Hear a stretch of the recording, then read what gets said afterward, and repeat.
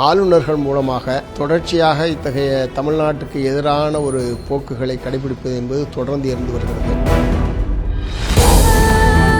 ஆளுநருடைய அல்லது அந்த பல்கலைக்கழக துணைவேந்தருடைய இந்த அணுகுமுறை என்பது உண்மையான கண்டனத்துக்குரியது. தமிழ்நாட்டில் அரசு நிகழ்ச்சிகள் எதுவாக இருந்தாலும் தமிழ்தாய் வாழ்த்து பாடல் தான் முதலில் பாடப்பட வேண்டும் என்கிற முறையில் ஒரு புதிய சட்டத்தை மார்க்சிஸ்ட் கம்யூனிஸ்ட் கட்சியின் மாநில செயலாளர் சண்முகம் நம்மிடையே இருக்கிறார். சில கேள்விகளை அவரிடம் முன்வைக்கலாம். ஐயா வணக்கம். மனோன்மணியம் சுந்தரனார் பல்கலைக்கழகத்தில் தமிழ்தாய் வாழ்த்து 3ஆம் இடத்துல பாடப்படும்னு துணைவேந்தர் ஏற்கனவே பேசியிருந்த பொழுது பல்வேறு தரப்புல இருந்தும் எதிர்ப்புகள் எழுந்தது. இன்னைக்கு அந்த நிகழ்வு நடந்திருக்கு. தமிழக உயர்கல்வித்துறை அமைச்சர் பங்கேற்கவில்லை அப்படின்னு ஒரு நிகழ்வு இருந்தாலும் கூட இந்த விஷயம் 3வது இடத்துல தமிழ்தாய் வாழ்த்து தள்ளப்பட்டிருக்கு. தமிழ்தாய் வாழ்த்து பாடினவர் அவருடைய பெயர்ல இருக்கக்கூடிய நிலையில இந்த நிகழ்வு எந்த மாதிரியான தாக்கத்தை ஏற்படுத்தும்? அதாவது ஆளுநர்கள் மூலமாக தொடர்ச்சியாக இத்தகைய தமிழ்நாட்டுக்கு எதிரான ஒரு போக்குகளை கடைபிடிப்பது என்பது தொடர்ந்து இருந்து வருகிறது. குறிப்பாக மனோன்மணியம் சுந்தரனார் பல்கலைக்கழகத்தின் நிகழ்ச்சி வெளிவந்த உடனேயே தமிழ்நாட்டில் உள்ள அனைத்து கட்சிகளும் பல்வேறு அமைப்புகளின் சார்பிலேயும் அதற்கு கடுமையான எதிர்ப்பு என்பது தெரிவிக்கப்பட்டது. இத்தகைய சூழ்நிலையில் இன்றைய தினம் கவர்னர் பிடிவாதமாக முதலில் வந்தே மாதரம், 2வது தேசிய கீதம், 3வதாக தமிழ்தாய் வாழ்த்து என்றுதான் அந்த நிகழ்ச்சி என்பது நடைபெற்றிருக்கிறது. ஆளுநருடைய அல்லது அந்த பல்கலைக்கழக துணைவேந்தருடைய இந்த அணுகுமுறை என்பது உண்மையான கண்டனத்துக்குரியது. குறிப்பாக இது போன்ற பிரச்சனைகள் தொடர்ந்து வந்து கொண்டிருக்கிற காரணத்தினால் தமிழ்நாடு அரசாங்கம் இதற்கு ஒரு நிரந்தரமான முற்றுப்புள்ளி வைக்கக்கூடிய வகையில், அதுவும் குறிப்பாக தமிழ்நாடு மாநில அரசினுடைய சட்டத்தின் கீழ் உருவாக்கப்பட்டிருக்கிற பல்கலைக்கழகங்களில் இதுபோன்ற நிகழ்ச்சிகளை இப்படி ஆளுநர் பிடிவாதமாக இப்படி வற்புறுத்துவது என்பது ஏற்கத்தக்கதல்ல.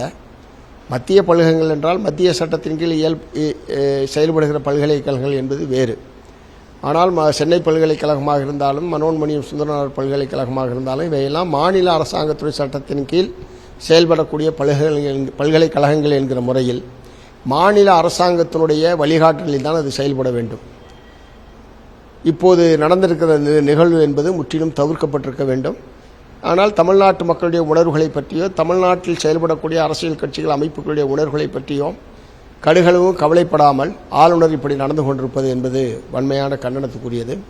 இதற்கு ஒரு நிரந்தரமான முற்றுப்புள்ளி வைக்கக்கூடிய வகையில் தமிழ்நாட்டில் அரசு நிகழ்ச்சிகள் எதுவாக இருந்தாலும் தமிழ்தாய் வாழ்த்து பாடல் தான் முதலில் பாடப்பட வேண்டும் என்கிற முறையில் ஒரு புதிய சட்டத்தை தமிழ்நாடு அரசாங்கம் வரக்கூடிய சட்டமன்ற கூட்டத்தொடரிலே ஏற்ற வேண்டும் என்று மார்க்சிஸ்ட் கம்யூனிஸ்ட் கட்சியின் சார்பில் வற்புறுத்துகிறோம். இல்லைனால் ஒவ்வொரு நிகழ்ச்சிகள் வருகிற போதெல்லாம் அவ்வப்போது எதிர்ப்பு தெரிவிப்பது, அவ்வப்போது கருத்துக்களை தெரிவிப்பது என்கிற முறையில் போயிட்டு இருக்கு. ஆகவே இதுக்கு ஒரு நிரந்தரமான முற்றுப்புள்ளி வைக்கக்கூடியவை. இப்போ தமிழ்நாடு சட்டமன்ற கூட்டத்தொடர் நடைபெற்ற போது முதலில் தமிழ்தாய் வாழ்த்து, அடுத்து தேசிய கீதம் என்கிற முறையில் தான் அந்த நிகழ்ச்சி என்பது நடத்தப்பட்டது. எல்லோராலும் வரவேற்கப்பட்டது. ஆனால் அதற்கு பிறகு எதுக்கு ஆளுநர் இப்படி பட்டமளிப்பு விழாவில் எப்படி நடந்து கொள்கிறார் என்பது தெரியவில்லை. 3வது வந்தே மாதரம் பாடலை பொறுத்தவரை அந்த முதல் 2 பாராக்களை தவிர மற்ற அனைத்து பாராக்களும் இந்திய அரசியல் சாசனத்துக்கு விரோதமானது, ஒருமைப்பாட்டுக்கு விரோதமானது, பல மதங்களை பின்பற்றக்கூடிய மக்களுடைய உணர்வுகளுக்கு எதிரானது. 2வது வந்தே மாதரம் பாடலை தேசிய பாடலாக வைக்கலாமா வேண்டாமா என்பது சம்பந்தமாக விடுதலை பெற்ற காலத்திலிருந்து தொடர்ச்சியாக பல்வேறு விவாதங்கள் நடைபெற்று தேசிய பாடல் என்று அதை யாரும் ஏற்கவில்லை. அது விவாத பொருளாகவே இருந்துவிட்டது. இப்போது ஒன்றிய ஆட்சி அதிகாரத்தில் பிஜேபி வந்ததற்கு பிறகு ஒரு தேசிய பாடல் வேண்டும் என்கிற முறையில் வந்தே மாதரம் அனைத்து பாராக்களையும் பாடுவது என்கிற முறையில் அவர்கள் ஒரு சுற்றறிக்கை அனுப்பியிருப்பது என்பது அரசியல் சாசனத்துக்கு விரோதமானது. ஆகவே அந்த பாடல் பாடப்படுவதையும் தவிர்க்கணும். இல்லை என்று சொன்னால் அந்த அரசியல் சாசனத்துக்கு விரோதம் இல்லாத பொதுவாக இருக்கக்கூடிய 2 பாராக்கள் மட்டும் பாடுவது என்கிற முறையில் உட்பட தமிழ்நாட்டில் அது உட்பட சேர்த்து சட்டம் இயற்றுவதற்கு தமிழ்நாடு அரசாங்கம் முன்வர வேண்டும் என்று மார்க்சிஸ்ட் கம்யூனிஸ்ட் கட்சியின் சார்பில் வற்புறுத்தி கேட்டுக்கொள்கிறேன்.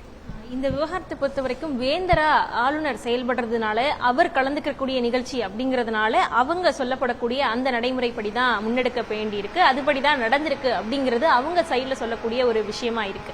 என்னதான் அவர் வேந்தரா இருந்தாலும் இந்த விஷயம் தமிழ்நாட்டில் நடக்குதுங்கிறதுனால இதை நம்ம தமிழ்தாய் வாழ்த்து முன்னாடி பாடணும்னு நம்ம சொல்றதா, இல்ல ஆளுநருடைய நிகழ்ச்சி, ஆளுநர் துணை வேந்தரா இருக்காரு அதனால அந்த நடைமுறை பின்பற்றப்படுறதுன்னு எடுத்துக்கிறதா? இல்ல, அவர் வேந்தரா இருக்கிறார்ன்றதுக்காக நான் சொல்லல. தமிழ்நாடு அரசாங்கத்து சட்டத்தின் கீழ் தான் அந்த பல்கலைக்கழகம் உருவாக்கப்பட்டிருக்கிறது. தமிழ்நாடு அரசாங்கத்தினுடைய உத்தரவின் அடிப்படையில், வழிகாட்டல் அடிப்படையில் தான் பல்கலைக்கழகம் அதனுடைய நிகழ்ச்சிகள் நடைபெற வேண்டுமே தவிர, வேந்தர் என்பதற்காக அவர் சொல்வதை கேட்டு நடப்பது என்பது ஏற்க வேண்டிய அவசியமில்லை. அதே போல இப்போ கரூர் சம்பவத்தில் பொறுத்த வரைக்கும் உயிரிழந்தவர்களுக்காக அரசு தரப்புல வேலை கொடுக்கப்பட்டது. அது மதுரை உயர்நீதிமன்றம் அந்த ரத்து செஞ்சிருக்கிறாங்க. அடுத்த கட்டமா உச்சநீதிமன்றத்தை நாட இருக்கிறதா அரசு தரப்புல தகவல்கள் சொல்லப்படுது.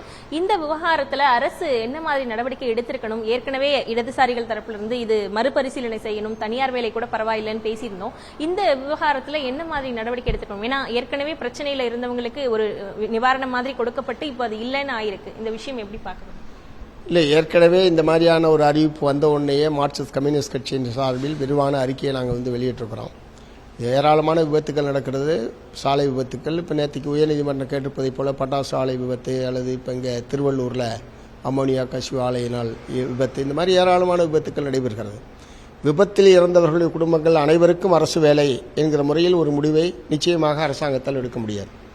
இப்போ இது முழுக்க முழுக்க தங்களுடைய கட்சியினுடைய நிகழ்ச்சி நடைபெற்ற இது என்கிற முறையில், ஒரு துயரமான நிகழ்வு என்கிற முறையில் தாவேகா ஆட்சி தன்னுடைய அதிகாரத்தை பயன்படுத்தி இந்த மாதிரியான ஒரு முடிவை எடுத்தபோது இது நிறுத்தி வைக்க வேண்டும், நீதிமன்றம் வழக்கு நிலுவையில் இருக்கக்கூடிய நிறுத்தி வைக்க வேண்டும் என்கிற முறையில் தான் மார்க்சிஸ்ட் கம்யூனிஸ்ட் கட்சியின் சார்பில் ஏற்கனவே நாங்கள் வற்புறுத்திருக்கிறோம்.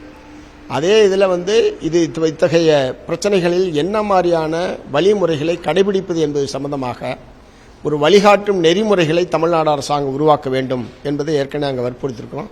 இப்பயும் அதை நான் வற்புறுத்த விரும்புகிறேன். ஒரு இது போன்ற சம்பவங்கள் நடைபெற்றால் அந்த குடும்பங்கள் நிச்சயமாக பாதிக்கப்பட்டிருக்கிறது என்பதில் எந்த விதமான மாறுபட்ட கருத்து கிடையாது.